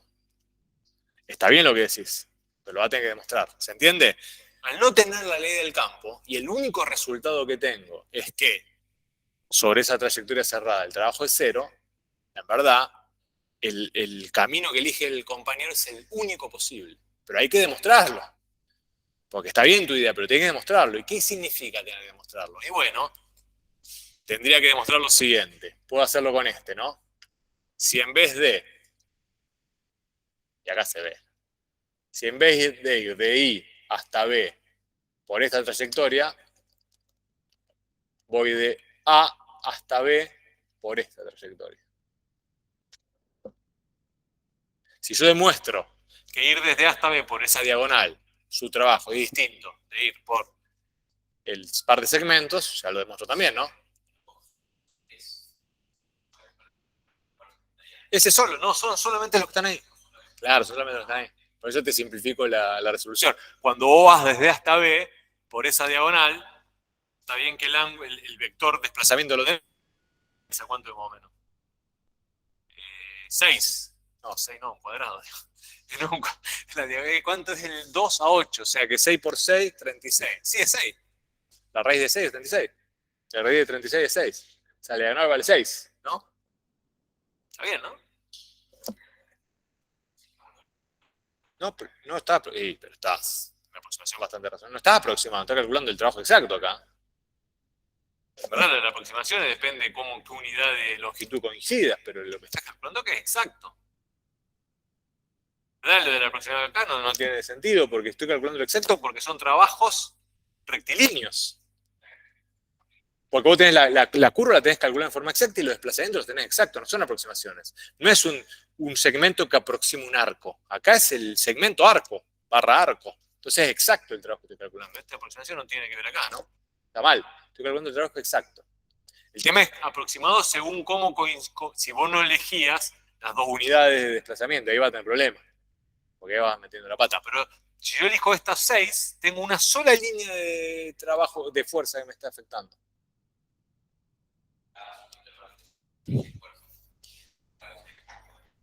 Claro, estoy calculando el trabajo exacto, exactamente. Entonces acá me va a quedar 6 por esto.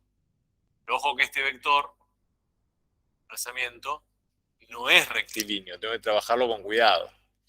Porque este vector, este producto escalar, va a tener acá. El vector ese que yo diagonal, que puse acá, el vector diagonal chiquita, ese vector diagonal, o sea, el trabajo va a ser F1 escalar diagonal chiquita, ¿no? Pero diagonal chiquita no es solamente la diagonal, pues está levantado así. ¿Qué va a ser? 6, 6. Tiene componente 6, 6 el vector diagonal. 6, 6. Y el componente F, ¿qué coordenadas, qué componente tiene? Era 2, 1, 2, 2, 3. O sea, el trabajo va a ser 2 por 6, 12. 12 más 18. 30. Es mucho más grande el trabajo. No sé cuánto el trabajo. 6 decía el otro lado. Y 6. Claro, porque el otro se compensa, impresionante. Conviene ir por. Depende del objetivo, conviene ir por la diagonal por ahí. En este caso, muy sencillo. Pero bueno, básicamente, para dar cuenta de que el trabajo no era conservativo, que el campo, perdón, era conservativo, tengo que hacer este ejemplito. Tengo que demostrar que por una trayectoria distinta, el trabajo era distinto. Ahora, si el trabajo me daba igual, tengo que buscar otra trayectoria, porque no puedo usar ese resultado para decir que era conservativo, ¿se entiende? Está claro eso, ¿no? Bien. ¿Cuánto da? 6, acá está, calculado. Fíjense que se calcula acá, esta aproximación acá tiene que ver con lo que discutimos recién. Si uno toma otro criterio, va a tener buena aproximación, si no es exacto, en verdad. Bien, esto está en algún lado resuelto, si no sale una foto, pero creo que en algún lado estaba. Falta algo ahí abajo, que no sé qué es. A ver. ¿Qué dice ahí abajo? No quise hacer eso. No, me fui a cualquier lado. Quiero discutir este otro, pero acá dice algo ahí abajo.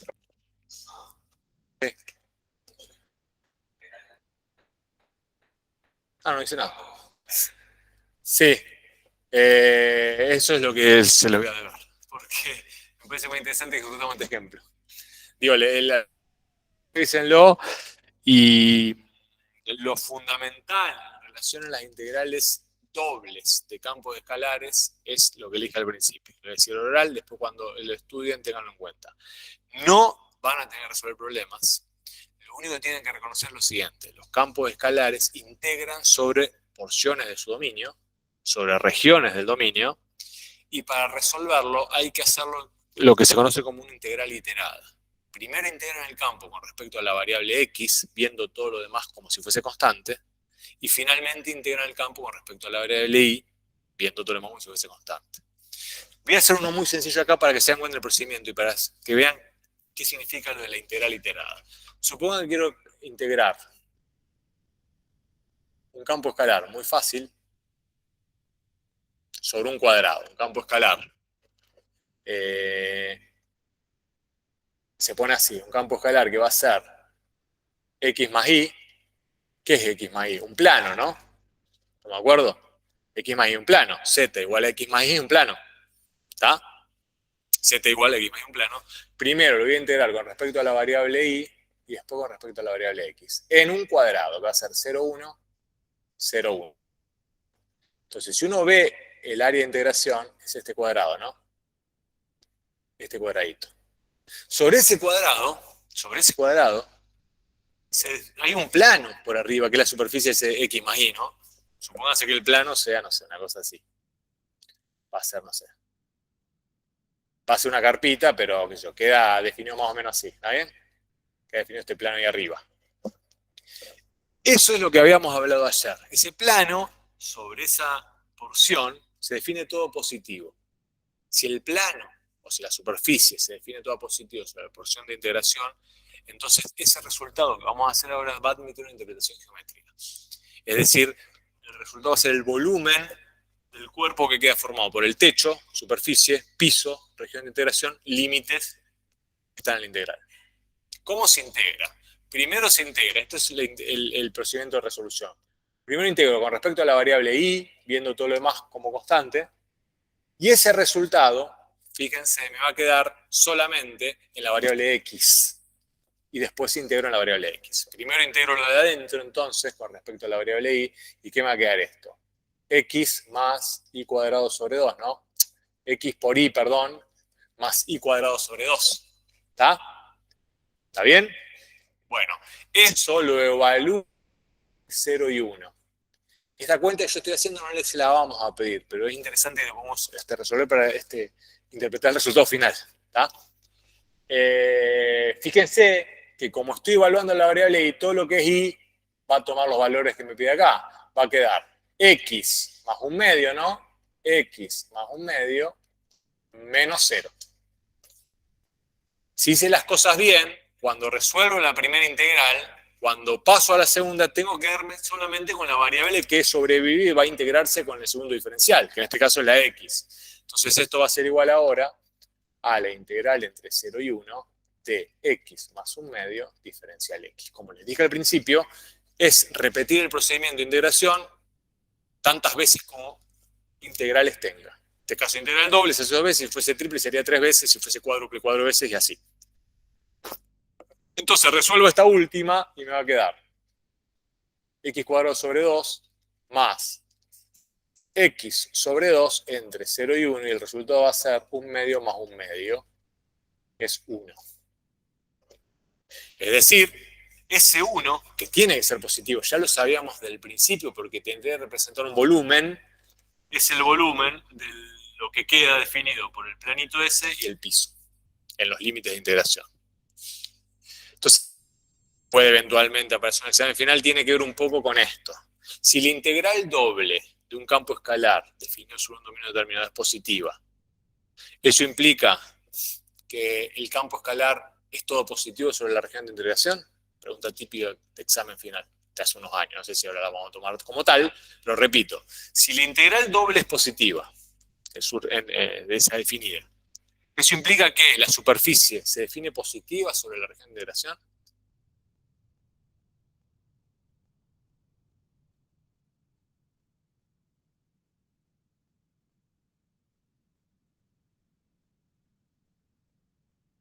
Vamos al revés y después se dan cuenta de lo que estoy preguntando. Si el campo escalar se define positivo sobre el área de integración, eso implica que el resultado de la integral doble admite una interpretación geométrica. Eso es verdadero. Si el campo escalar es positivo sobre el área de integración, el resultado de esa integral doble va a ser siempre, va a poder interpretarse siempre como un volumen de un cuerpo determinado, ¿no? Ese es verdadero. Vamos al revés. La integral doble es positiva. ¿Eso implica que el campo escalar se define positivo? Bien, no necesariamente, eso es falso. ¿Por qué les parece? Puede tener una parte positiva muy grande y una parte negativa chiquita y el promedio, cuando hacen todo el cálculo, le queda positivo. Eso es lo que siempre tomamos, lo que tomamos antes. No sé ahora porque es menos, va a ser menos difícil, o sea, va a ser mucho más general la cosa, va a tener que ver más que nada con esta interpretación. ¿Está? Bueno, eso respecto a eso. Lo que quería discutir es pero lo voy a discutir rápido porque queda poco tiempo, por la culpa del compañero. Vamos a borrar acá. Sí se parece un poco más también a un ejercicio de examen o una actividad de examen. Que tiene el problema. Nos dan un campo vectorial, ¿no? Dice, indicar si en alguno de los siguientes conjuntos el campo vectorial es conservativo, justificar. Se supone que para que sea conservativo primero tiene que satisfacer la primera propiedad, que las derivadas parciales sean cruzadas, sean iguales. Si yo derivo con respecto a y esto, se supone que va a quedar igual, porque va a quedar... Bueno, quedan igual, no lo voy a hacer ahora, pero quedan iguales. Háganlo después. Entonces la pregunta tiene que ver más interesante con esto. Tres porciones nos dan del plano y nos preguntan dónde va a ser conservativo. Para que sea conservativo, aparte de cumplir el primer requisito, tiene que el dominio, la porción que estoy estudiando, ser simplemente conexa. O sea, no puede tener agujeros.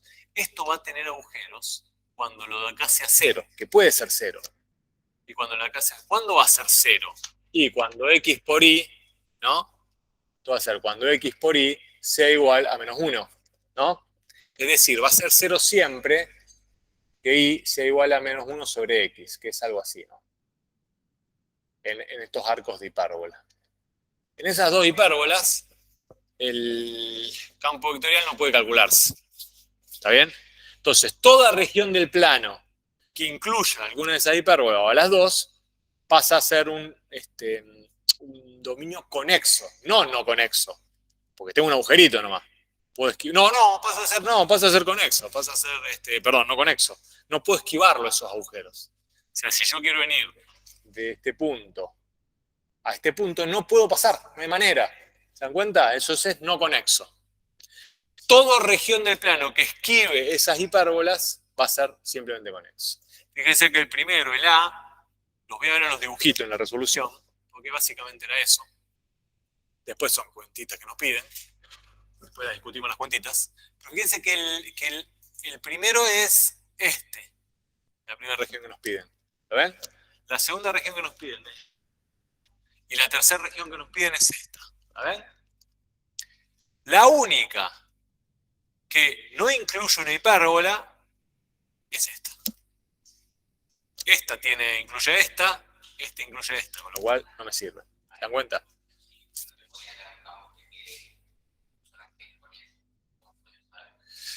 ¿Cómo? Ah, claro, si fuese conexo, pero ¿cuál quedaría conexo? En este caso no hay manera. Claro, pero en otro caso sí. Tuviese solamente un punto acá, ahí sería medio tramposo. No va a ser tan tramposo. No va a ser bien, o no conexo, o simplemente conexo. Sí. ¿Y después qué preguntaba? Bueno, encuentre la función potencial del campo.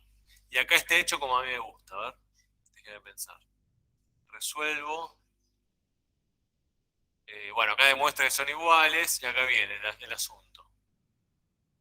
Existe G, la función potencial. Entonces, ¿qué hago? Tomo con respecto a X, ¿qué encuentro acá? ¿Qué voy a pensar? Tomo con respecto a X, integro con respecto a X, me da esto. Esto de acá, no, la verdad que no me gusta. Pero bueno, está bien hecho igual, tío. ¿Se dan cuenta lo que hace? Tomo el G, tomo el campo vectorial F, lo voy a llamar G ahora, para ese lío, y lo integro con respecto a x, que es este resultado acá. Me queda con la constante en y. Hago lo mismo, pero con respecto a y, me queda la constante en x. Los igualo, despejo la constante y listo. La constante igual. Es eso. Después repásenlo, pero el procedimiento es así. Yo lo que hubiera hecho, eso lo hago rápido acá. Lo que yo hubiera hecho es lo siguiente. Integro esta de acá, entonces me queda, esta de acá me quedó logaritmo natural. O sea que acá me queda el campo G, me queda el logaritmo natural de x por y más 1 más c en y, ¿no? Derivo esto G con respecto a y. Entonces la derivada de G con respecto a y me va a quedar 1 sobre x más 1, ¿no? ¿Está bien lo que digo? La derivada del logaritmo. ¿Dije bien? ¿Por quién? Por derivo con respecto a y. Por x. ¿Está bien lo que digo? X sobre x más 1 más c' en y. Esto lo igualo al dato. Y el dato no me acuerdo quién era, pero creo que era x sobre x más 1 el dato. O algo así. ¿Está? Entonces c' sería 0. Y ahí saco quién es c. Integrando.